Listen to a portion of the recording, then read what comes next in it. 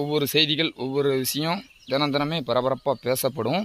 அப்போ புதுசாக ஒன்று வரும்போது பழசு மறந்துடும். அப்படியே மாறி மாறி நமக்கு அப்படியே அப்போ என்னென்னா நம்ம பழைய காலத்தில் நம்ம முன்னோர்கள் தாத்தா பாட்டிகள்லாம் சொன்ன விஷயம் அப்படின்னா அதுவும் நம்ம மறந்துக்கிட்டே வரோம். நொறுங்க சாப்பிட்டா 100 வயசு, அதாவது நொறுங்க தின்னா 100 வயசு அப்படிங்கிற மாதிரி கேள்விப்பட்டிருப்போம்.